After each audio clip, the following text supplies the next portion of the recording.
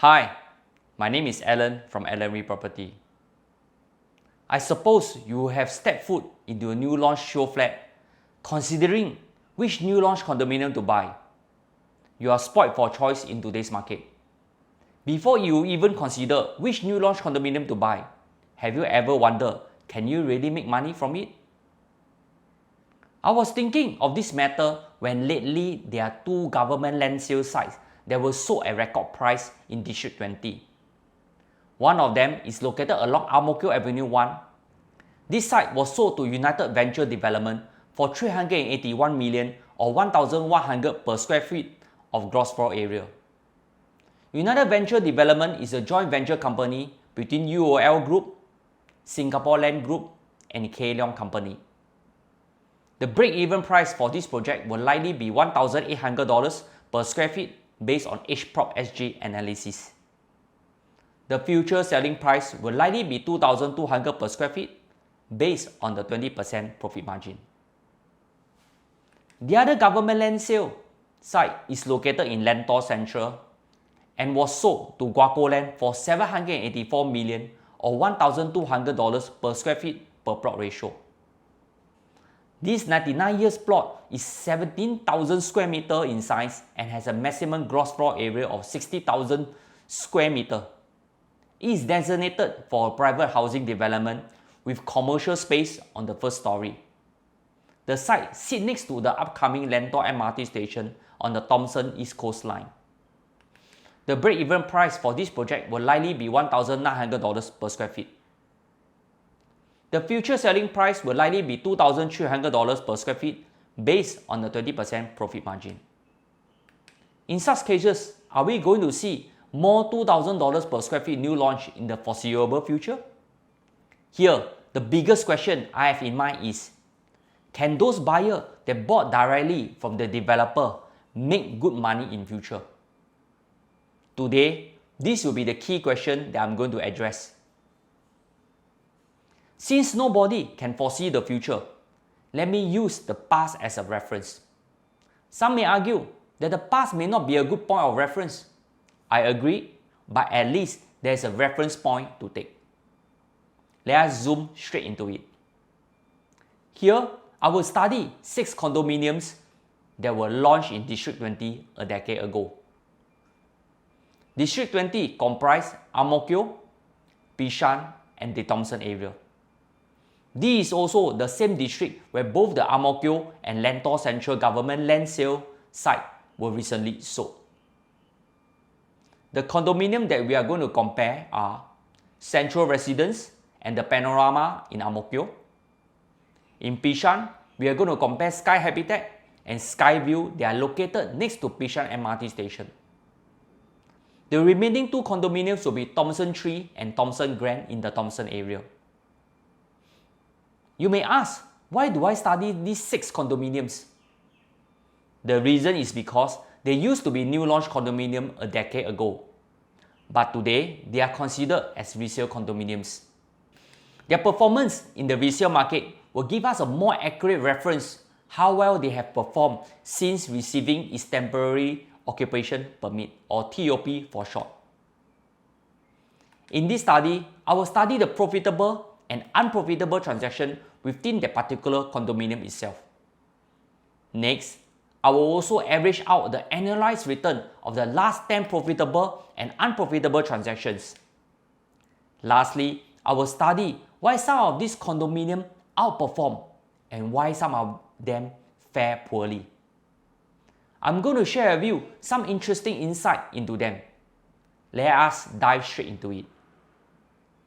The first condominium that I'm going to discuss is the Central Residence, located in Ang-Mo-Kio Central. Central Residence was launched in 2009 by FAIZ organization. This is a government land sale that FAIZ paid 204 million or $600 per square foot per plot ratio. Interestingly, FAIZ organization bid was 11.8%, higher than the next highest bid by Chip Eng Seng. Central Residence is very centrally located in the heart of Ang-Mo-Kio Town Central and is located opposite the Ang-Mo-Kio MRT station. The developer launched Central Residence at a breathtaking price above 1,100 per square feet back in 2010. This sent ripple throughout the property market, and this news was well plastered on all major newspapers. Since FAI's organization is a local developer and not a listed company, they are exempted from selling all their units within any time frame. They subsequently raised the selling price from 1,500 to 1,700 per square feet for sales done in 2012 to 2014. There are even a few transactions with record-breaking per square feet unseen in suburb area. One such transaction was a 33rd floor, 3-bedroom that was sold for $1,900 per square feet back in 2013. I did some calculation on my end and averaged out the initial launch price to be $1,367 per square feet. I calculate that the profit margin achieved by the developer to be approximately 22%. This figure could likely go higher for higher price unit being sold in later years. FAIs had achieved a very good return on their investment. Here, I studied the number of profitable and unprofitable transactions. Central Residence has 99 transactions to date based on the recording of this video. There are 77 profitable and 22 unprofitable transactions. If we study the numbers in details, these reflect a 78% profitable and 22% unprofitable transaction. In terms of return, I average out the last 10 annualized return of Central Residence. The profitable transactions achieve only an average of 1% in annualized return, whereas the unprofitable transaction achieve an average annualized negative return of 4.9%. Today, Central Residence is transacted at an average price of $1,458 per square feet from the price trend chart. Those owners that bought early can safely exit with a small profit. However, this can't be said for those that bought at the later stage. The second condominium is located along Ang Mo Kio Avenue 2. This site was purchased by Wheelock Properties for $550 million or $790 per square foot per plot ratio through a state tender back in 2013. The new condominium is called the Panorama, which comprises 698 units. It is located within walking distance to the upcoming Mayflower MRT station. The Panorama was launched in 2014 and an average of 1,300 per square feet. The initial sales was poor due to cooling measures introduced by the authority a year before. At one point, Wheelock Properties slashed price by 12% to entice buyers. The remaining units just flew off the shelf. The break-even was $1,300 based on HPROP-SG. This translates to a profit margin of 1%, and this means that the developers are selling close to break-even price. In 2014, Wheelock Property made a $110 million provision for the Panorama. Today, I studied the number of profitable and unprofitable transactions for the Panorama. Interestingly, the 107 transactions to date are all profitable. In terms of returns, the Panorama achieved an average annualized return of 3.26% and zero negative return. This is by far one of the most profitable transactions seen in a new launch development in recent years. The current resale value is $1,486 per square feet against the initial $1,300 per square feet when it was first launched. That is why if you have attended any property seminar or talks, the Panorama is always mentioned on their radar. On a side note, I have to give credit to Wheelock Properties for their design and quality in the Panorama. In my personal opinion, Wheelock Property built one of the most livable condominiums in Singapore. This could be one reason why buyers are attracted to the Panorama, and hence the healthy sale volume and prices. It is unfortunate they are no longer active building homes in Singapore after being delisted in 2018 from the stock exchange. Next, we are going to Bishan. We are going to study both Sky Habitat and Skyview. They are located next to Bishan MRT station. Both of these projects are developed by property giant CapitaLand.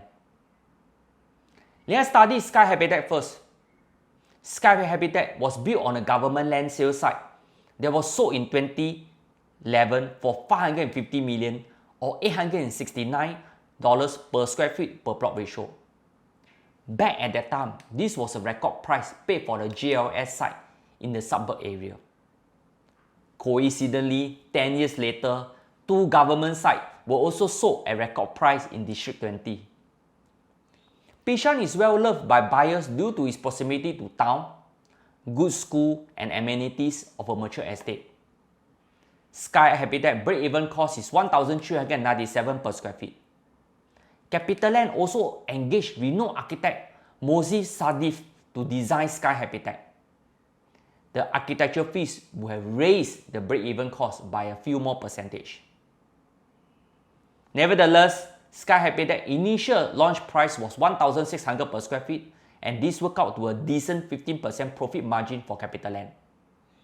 CapitaLand took some time to sell off the remaining unit as it was competing with Skyview next door.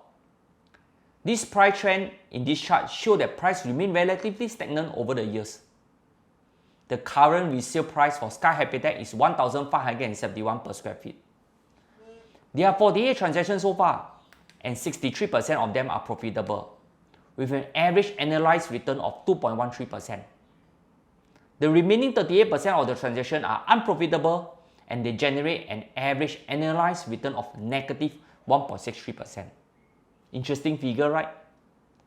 So don't assume that location is everything. Stay tuned to the end of this video, and I will share the potential reason why some of these condominiums are not performing up to expectation. Here, the next project is Skyview. This Bishan Street 14 site was sold to CapitaLand for $505 million in 2012, or $853 per square foot per plot ratio. CapitaLand adopted a different strategy when they developed Skyview after learning from their experience from Sky Habitat. Skyview comprised 694 units and make up of 2 and 3 bedrooms apartments, as well as 8 penthouses spread across 2 37-story towers. Its layouts are more standardized. It is also easier to sell the units since most of the units in each stack are identical. As a buyer, if you miss out a unit on the specific floor, you can easily select the same layout either on the higher or lower floor. This marketing strategy allowed CapitaLand to double their sale. Skyview, on the other hand, was designed by a local architecture firm, and this means it has a lower break-even cost at $1,378 per square feet. The average launch price was $1,647 per square feet. This means CapitaLand achieved a 20% return from their investment. This is a pretty decent return, taking into consideration the project was fully sold within a shorter time compared to Sky Habitat. Today, Skyview prices hover around $1,700 per square feet. 99% of the transactions are profitable. The average annualized return is 2.41%. This is ultimately good news to the buyer that believe in CapitaLand brand name. Now, we are going to study 2 condominium projects in Thompson. The first condominium is Thompson Grand. This government land sale was bought through a state tender with a winning bid of $251 million or $533 per square feet per plot ratio in 2009. Thompson Grand is developed by Cheong Kong Holding, a subsidiary of Lee Kai-shing Property Development Arm. This 20-story condominium development with a 99 years leasehold tenure comprised of a total of 339 units of 2, 3 and 4 bedrooms, as well as strata houses. Thompson Grand was launched in 2010 at $1,300 per square feet. This is considered high back then. Nevertheless, buyers are attracted to Thompson Grand finishing and quality. I did a calculation, and the developer made a cool 31% profit margin for this project. This is considered very good and exceed the average 15% return for most property development. If you look at the price trend chart, the price from launch to date remain relatively flat. The current resale price is 1,434 per square feet. There are 94 transactions so far. There are 63% profitable transactions that achieve an average annualized return of 0.92%. The remaining 31 unprofitable transactions achieve an average annualized return of negative 0.74%. What does this mean? I can only conclude that the buyers in Thompson Grant do not profit much from their initial investment. This could be due to three reasons. Firstly, the high entry price at 1,300 per square feet could have eroded the buyer's profit margin when they plan to exit in the resale market. Remember, the developer made a 31% profit. Secondly, from another angle, Thompson Grant could be undervalued since the current resale price is only 1,400 per square feet. This seems cheap to a certain extent if you are comparing with upcoming new launches in Lentor Central. Lastly, the configuration and proportion mix of the unit could play a factor too, but this is beyond the scope of this study. Let's move on to the last project. Thompson Tree is located at Bright Hill Drive and is a 99 years leasehold condominium. This project was developed by United Venture Development, a subsidiary of UOL Group.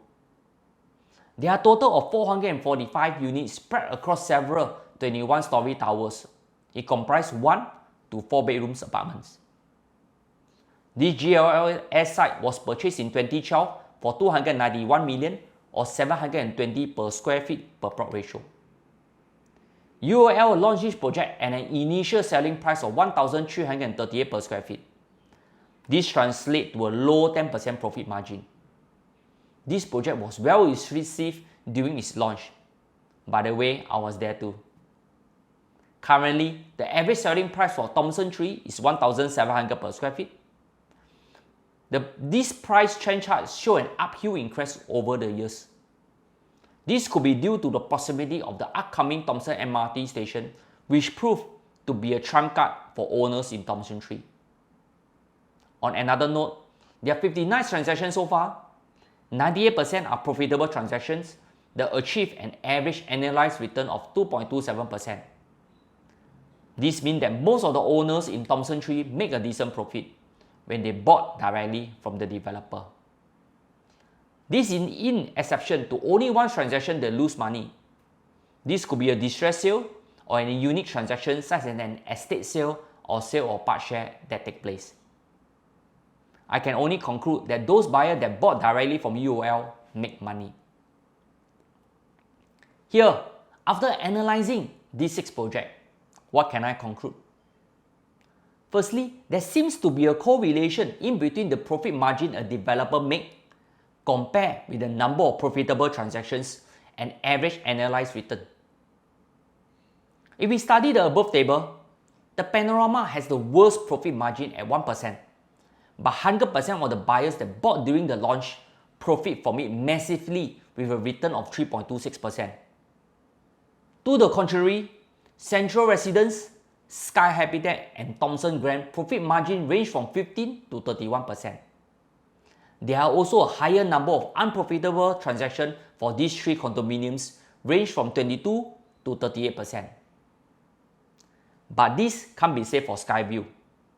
Skyview achieved a profit margin of 20%, yet 99% of the transaction profit from the resale market with a return of 2.41%.